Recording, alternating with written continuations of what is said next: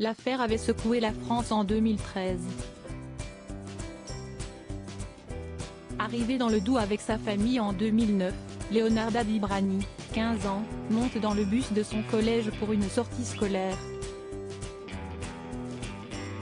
Mais à peine installée, la jeune Rome Kosovari est interpellée par la police devant tous ses camarades, pour être expulsée du territoire. Son expulsion aurait pu ne pas s'ébruiter, faire à peine un titre dans la presse locale, mais c'était sans compter sur les enseignants du collège de la jeune fille. Scandalisés par les méthodes employées par force de l'ordre, ils écrivent une tribune qui provoque presque immédiatement un emballement médiatique. Des milliers de jeunes sortent dans la rue pour manifester contre l'expulsion de Leonarda, réclamant au passage la démission de Manuel Valls. Pour calmer la situation, François Hollande prend alors la parole publiquement. Si elle en fait la demande, compte tenu des circonstances, et qu'elle veut poursuivre sa scolarité en France, un accueil lui sera réservé à elle seule, déclare-t-il devant les caméras. Sidérée, Leonarda réagit à chaud au micro de BFM TV. C'est mort, sans mes parents, je ne pars pas. Je remercie Mr Hollande mais sans mes parents, c'est non. Je ne peux pas me débrouiller toute seule, j'ai à peine 15 ans, avait-elle lancé, encore sous le choc. La journaliste Marie Nag l'a retrouvée 9 ans plus tard pour son documentaire Leonarda, l'adolescente qui a défié le président qui sera diffusé ce mercredi 7 décembre sur France 2. Invitée sur le plateau de C'est à vous en amont de la diffusion de son enquête, la journaliste a accepté de dévoiler quelques extraits. Vincent Peillon, ministre de l'Éducation au moment des faits, apparaît alors à l'écran, c'est presque un cas d'école de mauvaise séquence politique.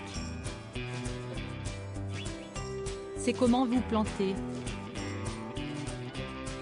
Ce jour-là, on a compris qu'il n'avait pas compris ce que c'était d'être président de la République, écrit l'homme politique dans l'extrait. Et Jean-Marc Ayrault, ancien Premier ministre, de renchérir, moi je l'ai vu dans mon bureau. J'ai regardé ça, j'étais consternée.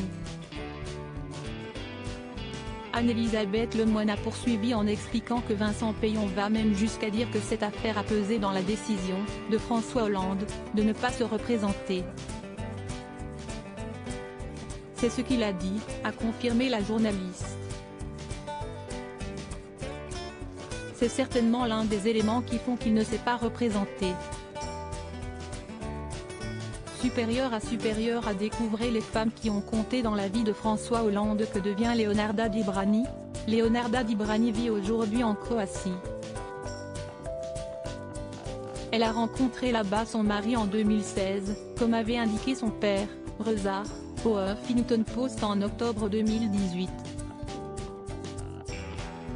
Elle a pris le nom de son mari, qui travaille sur des chantiers, ce qui a rendu le travail de recherche de Marie Nag plus compliqué sur les réseaux sociaux. Lorsqu'elle est arrivée en Croatie, Leonarda aurait travaillé dans des bureaux de Pôle emploi pendant 3 mois, puis elle a ensuite passé un diplôme dans l'hôtellerie à Sisak et ne recherche pas de travail aujourd'hui. Confrontée à ces images datant de 2013 pour le documentaire, la jeune femme a déclaré « Je ne suis pas énervée contre la France, mais je suis déçue. On a quand même habité 5 ans là-bas avant d'être expulsé. Je suis déçue de François Hollande. Qu'un homme comme lui ait fait une telle chose, ça m'a déçue. » Crédit photo, Zuma Presse Best Image.